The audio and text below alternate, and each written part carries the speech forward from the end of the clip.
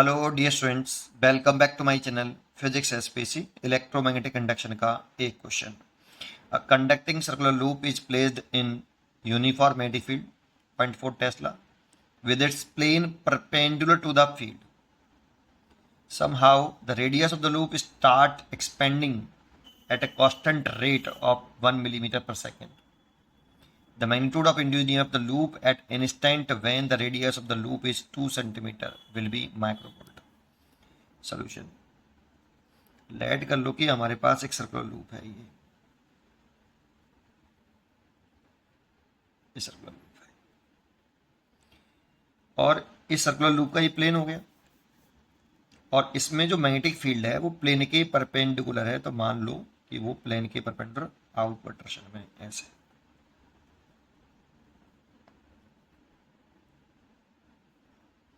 ये circular loop का plane और प्लेन के परपेंडिकुलर आउटवर्ड मान लिया मैंने ऐसे बाहर की तरफ, प्लेन के परपेंडिकुलर।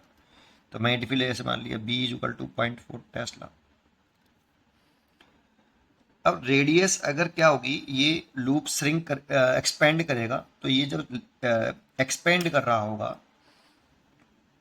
तो ये मैग्नेटिक फील्ड लाइंस को काट रहा होगा बेटा एक्सपेंड करते समय। या ये कह सकते हो कि एक्सपेंड करने से एरिया बढ़ रहा होगा लूप का, इसकी वजह से फ्लक्स में चेंज आएगा। और फ्लक्स में चेंज आएगा तो मान लो ये कितना एक्सपेंड हुआ, dr एक्सपेंड हुआ, छोटा सा एक्सपेंड किया मैंने, कितने समय में हुआ, dt टाइम इंटरवल हुआ, तो हमें यहाँ दे रखा है the radius of the loop start expanding at constant rate. इतने रेडियस बढ़ रही है लेकिन उसके बढ़ने की जो रफ्तार है वो कांस्टेंट है। एक सेकंड में, हर एक सेकंड में उसकी रेडियस 1 मिलीमीटर पर सेकंड बढ़ जाती है। dr/dt ये हो गया rate of expanding of radius. dr/dt 1 millimetre पर सेकेंड दे रखा है बेटा, मिलीमीटर से चेंज कर लो तो 1 × 10⁻³ मीटर पर सेकेंड। ठीक है, इसकी रेडियस मान लो जिस इंस्टेंट पर ये बढ़ना हुआ उस इंस्टेंट पर रेडियस इसकी r है। मैग्नेटिक फील्ड ऊपर की तरफ है, तो ये तो magnetic flux linked with circular loop phi बराबर BA cos थीटा। यहाँ पे थीटा जो होता है वो angle between B vector and direction of area vector होता है। और एरिया वेक्टर की डायरेक्शन हमेशा सर्कुलर जो लूप है उसके प्लेन के परपेंडिकुलर आउटवर्ड होती है। तो सर्कुलर लूप का प्लेन तो यही है, इसके परपेंडिकुलर आउटवर्ड देखेंगे तो एरिया की डायरेक्शन ऊपर हो गई, तो एरिया की डायरेक्शन भी ऊपर ही है।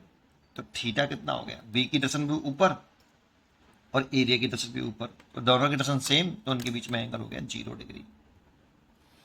तो magnetic flux linked with the circular loop B बराबर BA और A πr², उस इंस्टेंट पर πr², इतना मैग्नेटिक फ्लक्स है। तो B कांस्टेंट है लेकिन रेडियस एक्सपेंड कर रहा है, रेडियस बढ़ रही है, इसलिए इसमें डिफरेंशिएशन करना है d∅/dt। तो B पाई कांस्टेंट टर्म है, इसको डिफरेंशिएट कर दो विद रेस्पेक्ट टू t, तो ये आगा 2r dr/dt। अगर आप इसे डिफरेंशिएशन करोगे विद रेस्पेक्ट टू t तो 2 आगे आ जाएगा, r हो गया, फिर दोबारा से डिफरेंस करो क्योंकि विद रेस्पेक्ट टू t कर रहे हैं और ये है r, तो dr/dt। तो ये इसका हो गया। अब इंड्यूस्ड ईएमएफ हमसे पूछ रहा है, तो इंड्यूस्ड ईएमएफ जो होता है E बराबर होता है -d∅/dt, लेकिन हमें केवल मैग्नीट्यूड से मतलब है, तो मैग्नीट्यूड ले लो बेटा। तो कितना होगा, d∅/dt की वैल्यू कितनी है, B π2 आगे लिख लेता हूँ r dr/dt, सब की वैल्यू पुट कर दो। 2 B की वैल्यू रखी कितनी, मैग्नेटिक फील्ड रखा है 0.4 टेस्ला, तो 0.4 टेस्ला। पाई यहाँ पे दिया नहीं है लेकिन इंटीजर टाइप्स क्वेश्चन है तो 22/7 ले लेते हैं, देखते हैं क्या होगा। आर की वैल्यू 2 सेंटीमीटर है, तो 2 इंडिविजुअल जिस इंस्टेंट में पूछ रहा है लूप में, तो उस इंस्टेंट पर लूप की जो रेडियस है वो 2 सेंटीमीटर है, तो 2/100, सेंटीमीटर को मीटर में बदला बेटा मैंने। और dr/dt हमें दे रखा है ये रहा 1 इंटू 10 की पावर -3। ठीक है, तो क्या करें, इस पॉइंट को उठा लें, यहाँ 0 कर लें। और ये 10 और ये 100, 10⁻³ ऊपर ले गए तो 10 की पावर -3। ये देखो मैंने ऊपर पहुंचा दिया। अब क्या करें, कट तो कुछ नहीं रहा है, तो ये हो गया 8 और 8 और 2 16, 16 इंटू 22 हो गया, और डिवाइड बाई 7 हो गया, इंटू 10 की पावर -6। चलो माइक्रो वोल्ट में चाहिए, अभी तो वोल्ट में आया है, ये तो माइक्रो वोल्ट हो गया। इसको सॉल्व कर लें, 16 का मल्टीप्लाई कर लो 22 में, 16 दूनी 32, 3 16 दूनी 32, 32 33 34 35, 352 हो गया। तो ये आ गया 352 डिवाइड बाई 7 और 10 की पावर -6 वोल्ट। 7 का डिवाइड कर लो 352 में, तो 5 बार चला गया 35, 0, 2 कैरी उतार ली, डिवाइड नहीं जा रहा उतारने के बाद ये, तो 0 बढ़ा लो, फिर पॉइंट लगा लो, फिर 0 बढ़ा लो, 2 बार,